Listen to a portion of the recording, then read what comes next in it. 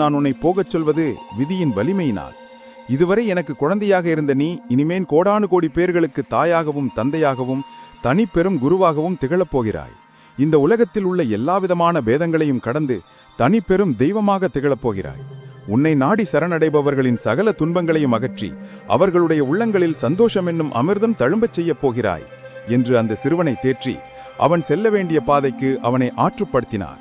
பின்னாளில் பெரும் ஆன்மீக சாம்ராஜ்யத்தையே சிருஷ்டித்த ஸ்ரீ சாய்நாதர் தான் அந்த சிறுவன் என்பது நமக்கு தெரிந்த விஷயம்தான்.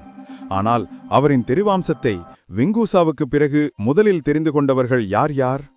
ஸ்ரீ சாய்நாதர் ஓர் அவதார புருஷர் என்பதை வெங்கூசாவுக்கு பிறகு முதன்முதலில் அறிந்து கொள்ளும் பாக்கியம் செங்கல்லை எறிந்து அவரை கொலை செய்ய துணிந்த பாதகர்களுக்கே கிடைத்தது.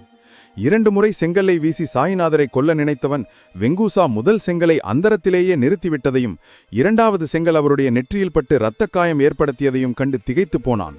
தொடர்ந்து மலட்டு மாட்டிலிருந்து பால் கறந்து அதை இளைஞன் சாய்நாதரின் கைகளில் பொழிந்து அதுவரை தாம் பெற்றிருந்த அனைத்து சித்திகளையும் அந்த இளைஞனுக்கு தாரை வார்த்து கொடுத்ததையும் கண்டதுமே அவனுக்கு மிதமிஞ்சி அச்சம் ஏற்பட்டு அதன் காரணமாக மயங்கி விழுந்து இறந்தே போனான். அவனுடன் இருந்தவர்கள் ஓடி சென்று வெங்கூசாவின் கால்களில் விழுந்து மன்னிப்பு கேட்டனர்.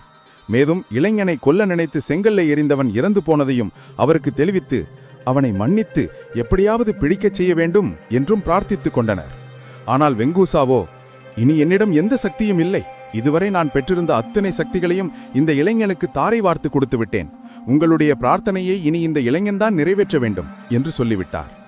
அதன் பேரில் அவர்கள் சாய்நாதரிடம் மன்னிப்பு கேட்டுக்கொண்டு இறந்து போனவனை பிழைக்கச் செய்ய வேண்டும் என்றும் பிரார்த்தித்தனர். பிழை செய்தவனையும் மன்னித்தருள்வதுதானே மகான்களின் இயல்பு. சாய்நாதரும் அவனை பிழைக்கச் செய்ய திருவுள்ளம் கொண்டார்.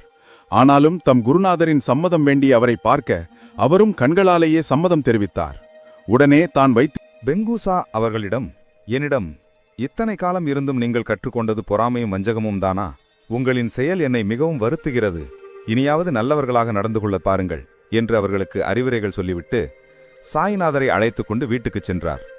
வீட்டின் பூஜை அறைக்கு இளைஞனான சாய்நாதரை அழைத்துச் சென்ற வெங்கூசா, குழந்தாய், நீ பிராமண குலத்தில் பிறந்து இஸ்லாமிய குடும்பத்தில் வளர்ந்து அடுத்த சில வருஷங்களில் பிராமணனான என்னிடம் ஒப்படைக்கப்பட்டாய். ஆனாலும் நான் உன்னை ஓர் இஸ்லாமியனாகவே வளர்க்கவும் பயிற்றுவிக்கவும் செய்தேன். ஆனால் நீயோ அனைத்தையும் கடந்த அவதார புருஷன். உன்னால் இன மொழி மத பேதங்கள் காணாமல் போய் இந்த உலகத்தில் மனிதநேயம் தழைத்து செழிக்கப் போகிறது. நீ என்னை விட்டு பெரிய போகும் நேரம் வந்துவிட்டது. அது பற்றி நீ கவலைப்படாமல் உன்னுடைய புனித பயணத்தை இன்றே தொடங்கு. இங்கிருந்து மேற்கு திசைக்குச் செல். புனிதமான கோதாவரி நதிக்கரையில் அமைந்திருக்கும் ஓர் அழகிய கிராமம் உன்னுடைய வருகைக்காக தவம் இருக்கிறது. நீ அங்கிருந்தபடியே இந்த உலகத்தை உன் வசப்படுத்தி விடுவாய்.